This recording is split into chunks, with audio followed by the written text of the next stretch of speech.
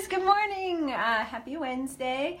So before we get started on today's topic, which is hypermobility and yoga, or just hypermobility in general, I'm going to announce the winner of this little bottle of oil. So Andrea Moore, you won this bottle, so I'm going to mail it out. So just message me and we'll talk a little bit more. I'll make sure I have the correct address for you and things like that. So congratulations. Just a reminder for those of you that have been following the last couple of weeks of posts, comment below, tell me how things are going. We've been focusing on little things that you can do, such as meditating for 5-10 minutes, starting strengthening or a stretching exercise for a few minutes a day, or journaling. What have you been working on and how's it going? We can just continue to hold each other accountable. You guys can show up to my classes and workshops. I can help to hold you accountable. That's the reason why I'm here. It's what I love to do. So just comment below if and let me know how you're doing, right? Even if you're watching this on the replay. So today we're going to talk a little bit about hypermobility and what that is specifically. And a lot of you that I'm friends with here on Facebook are yoga teachers or yoga students. So how does this affect your practice? How does this affect your teaching? And it's a little bit more common than you actually think. So I'm hypermobile. There's 5 tests that can help to, it's not a black or white thing, but help to determine if you have some predispositions to hypermobility. For example, one of the tests is with your hand, and if you can bring the thumb to your forearm, if you can see. This doesn't hurt me at all. It causes no problem, but try it. Most people, find themselves about here. This is just one test. So if you test positive for, I think it's 3 out of the 5 or 4 out of the 5, then you do have some predisposition to hypermobility. And hypermobility doesn't really mean muscle flexibility, right? There's not like some beefy, bulky muscles here in my thumb that's allowing me to bring my thumb to the forearm. What it is elasticability, I just totally said that wrong, of the skin, but the ability for your skin to stretch and move and bounce back. It's of the ligaments. It's actually the consistency of your the tissues in your body, as well as how the actual joints are shaped. So for example, some of you know I was a diver in college and high school and college, and I dislocated my shoulder. I have a nicer scar there, but and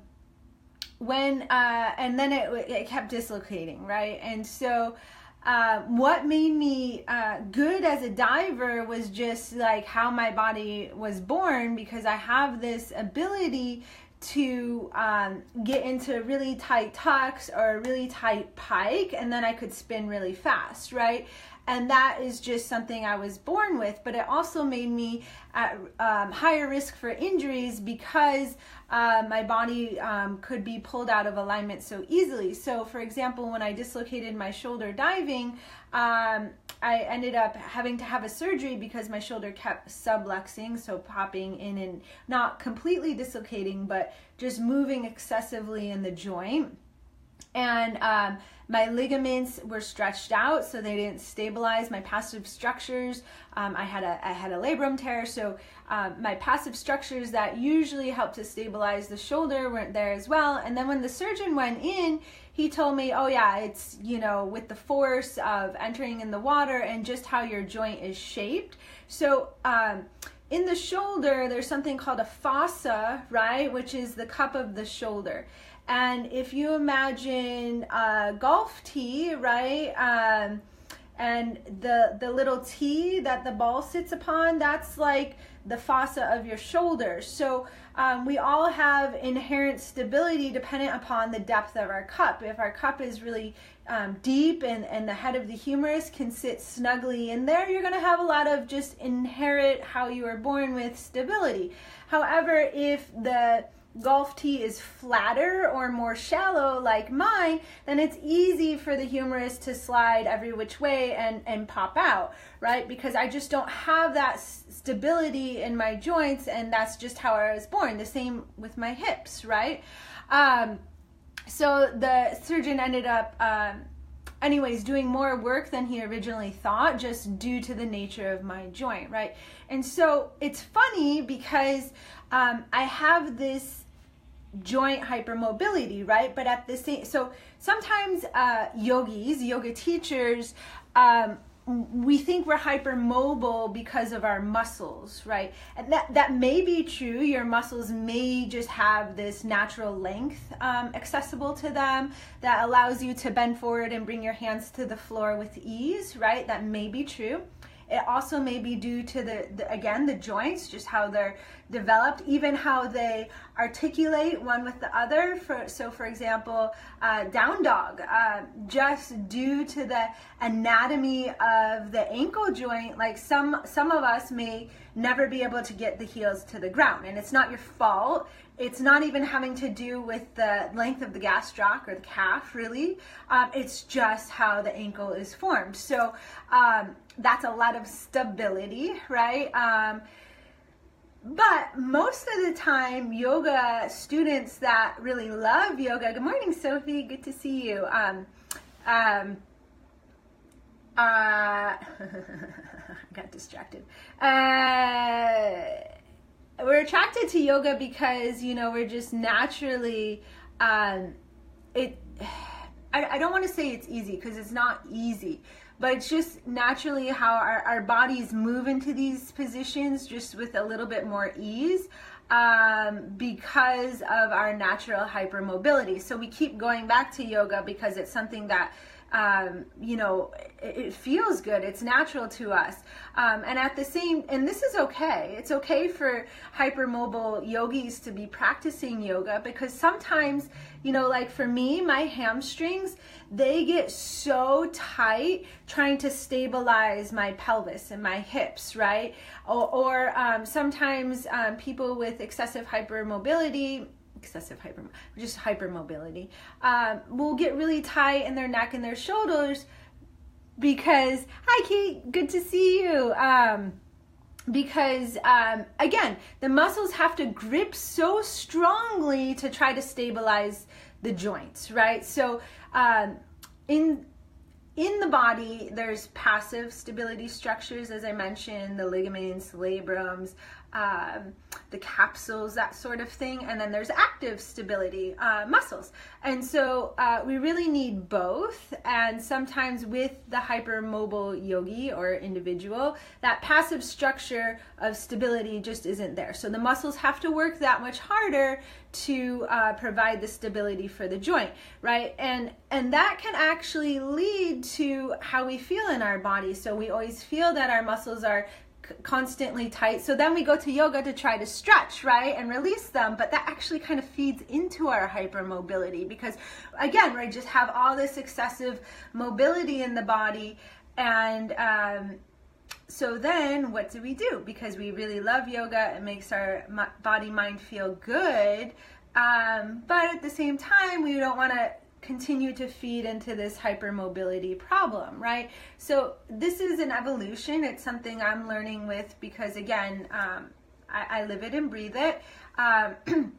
So people with chronic pain, for example, might be because that travels throughout the body. One day their neck hurts, one day their back hurts, one day their SI joint hurts. Oh, and then they go for a hike and their knee hurts. Like all these things could be just due to this natural excessive motion in their body and the muscles trying to stabilize, right? So of course, the other side of the spectrum, so when I was working in the traditional physical therapy practice, I was in the closet yogi because every time I would mention practicing yoga, the physical therapists there, they would go off on a handle. They're like, you're just going to injure yourself. You're just feeding into your hypermobility and all this negative stuff, right? So I just stopped talking with them about it.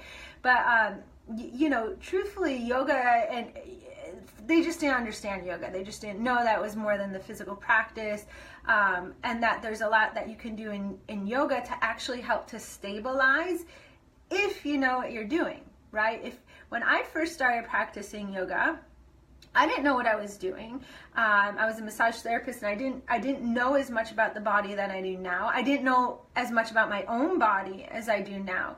And so I would totally feed into my hypermobility because I wasn't very active during my practice. Like, I didn't engage my quadriceps. I didn't stabilize through the shoulder in certain poses. I would like feed into my hypermobility completely, and then I would contribute to having more pain, right?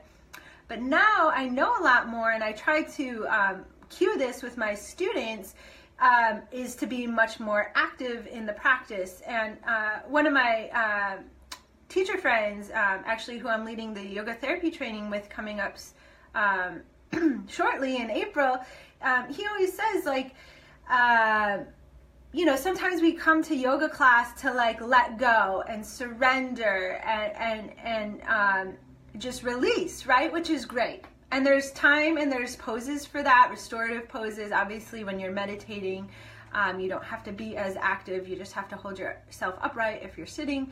But most of the time in like an Ashtanga practice, in a Vinyasa practice, in an Iyengar practice, where there's like the more vigorous side of yoga, it's about that balance of being active and strong in the practice to stabilize your joints, actually grow stronger in your muscles, not rely on these passive structures such as your ligaments and labrum to hold things in place, right? And finding a bit of softness. So, for example, in your down dog, like, what muscles do you want to be active? Maybe through the pelvis, the thighs. What muscles do you want to be strong and active through the shoulders? And where can you let go? Like, does your jaw need to clench during this? No. Where can you soften through the neck and the throat, right? And that's the same with life, right? We want to be strong and confident and have a belief in the direction that we want to go, right? Like, we have our vision, we have our goals, we have, you know, this perception of who we want to be or who we want to show up in the world. We want to take up space and you know, show our strength, right?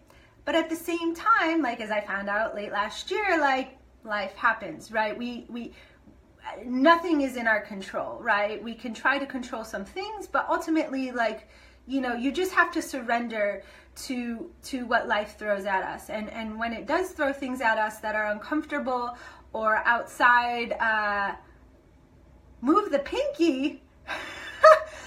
What do you mean move the pinky? Oh, in down dog. Good, I'm glad. Thank you, Sophie. So, you know, life throws things at us, and how can we learn how to not be so rigid in what our expectations were, what we thought would happen, right? I never would have thought, you know, being a yogi, being pretty much vegan, you know, I'm not perfect, being meditating, right? Living a relatively healthy lifestyle. Would have never thought I got cancer, but yet there it was, because I have this gene, again, something that I can't control, but I'm working with to flip. You know, you have to surrender with the process and say, okay, how can I learn from this? How can I grow from this?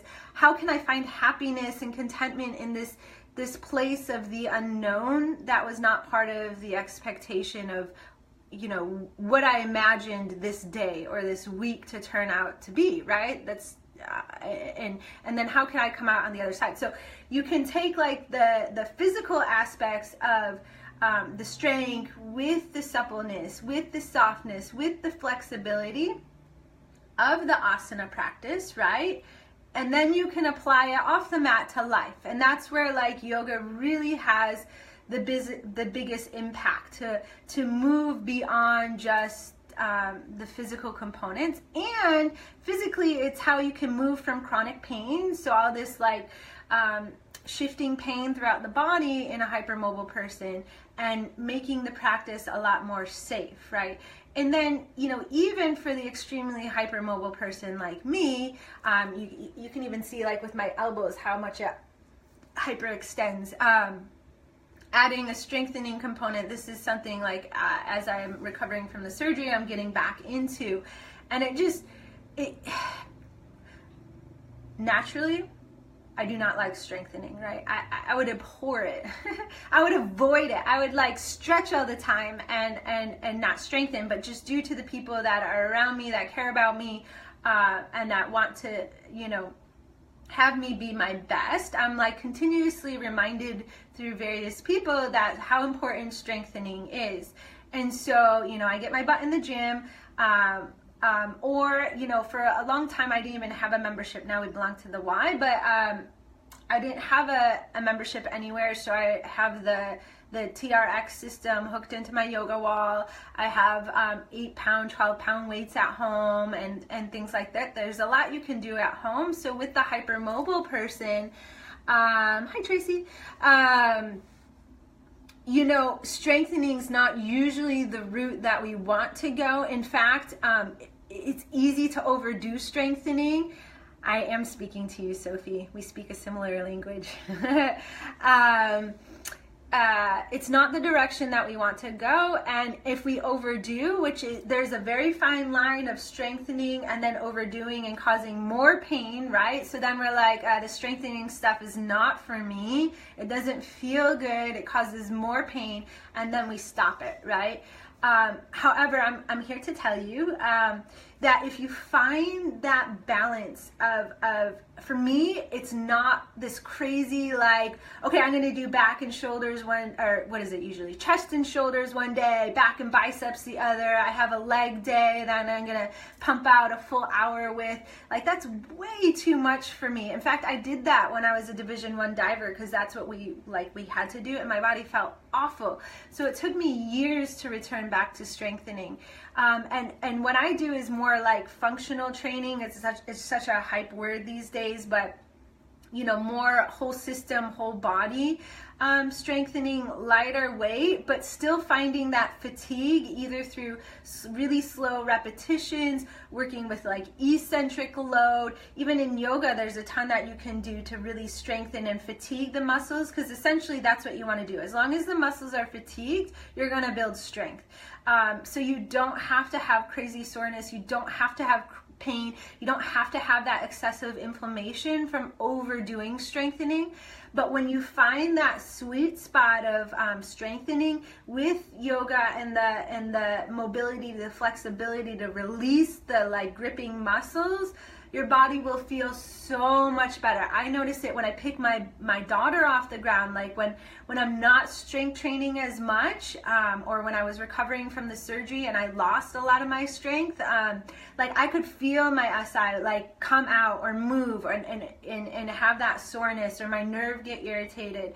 But now, like I have my strength back. I've been like doing more at the Y and at home, and so when I can utilize my glutes, my quads, my hamstrings when I like pick up my daughter, and everything is in my abs, it's just that much more stronger, and I can do it with no issue. So I mean, even the knees too. So there is this balance for the yogi of being, I mean anyone, even if you're not a yogi, of being flexible and mobile.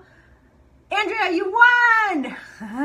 So message me. I gotta make sure that your address on file in the computer is up to date. I'm gonna send you your little tangerine. Anyways, so yeah, you wanna find the strength with the mobility. And then, you know, it's not like I can change my skin or my bone structure. That's outside my control, but then I can work with what's in my control. And it doesn't mean that I can't, you know, still evolve my yoga practice and have fun. You're very welcome.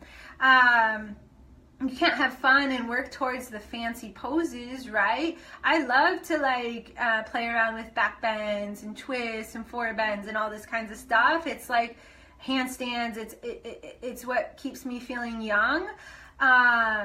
But at the same time, I go into each pose, especially like when I'm doing the more advanced poses, with a sense of integrity and core, and I have firm boundaries. Like, this is a whole other issue relating to hypermobility. Maybe we'll talk about it next week. But like, I have these, or I'm working on them, these firm boundaries within, utilizing the core, where if I let go of the core or the strengthening component of the pose just to get deeper, that's when I put myself at risk for injury. And that's where some yogis, right, get hurt. And sometimes we just don't know. We don't know. We cross the line of too much till the next day and we wake up and we're like, shoot, I did something. But most of the time, if you can maintain the strength and keep and hold that and then push yourself, you're going to be a lot safer in your practice, and you can still work towards the harder stuff, right? You just have to have that active component, or else you're putting yourself at risk. So that's all I have to say today. Thank you so much, all of you, for showing up. Again, so comment below on what you've been working on, your programs. We'll hold each other accountable.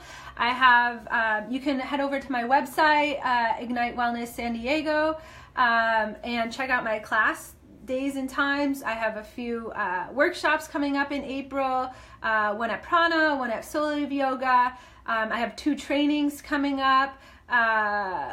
One with Dawn over at level 4 in Encinitas. It's a 1-day training, and then the bigger yoga therapy training. We have, actually, so excited about the yoga therapy training. We have a good, more than a handful of people already registered. Space is limited. Early bird has ended, but there's a second in between early bird price, so you can still get in with a discount and secure your spot. So website to register for the yoga therapy training, just head over to Prana in La Jolla, their website, or reach out to me and I'll help you get hooked up with the link and everything like that. So many ways to stay consistent, to keep your body feeling good and keep your mind feeling good as well. That's a whole other topic. I'm reading about how our purpose, our belief, and our path here in this world actually really affects how we feel, how we handle pain, how pain manifests in our body, how our perceived level of intensity and frequency of pain, all this kinds of stuff. So that's another topic for another day. If you guys have questions or topics that you want to talk about or input on any of this, please, like, I am not the end all be all by any means. So, you know, this again, these lives are for you guys. So the more people commenting, sharing, like those of you that are already doing it, the greater impact that we'll all have, because then we can all learn beyond just my box, right? Okay, have a great Wednesday, and I will see you guys soon. Bye.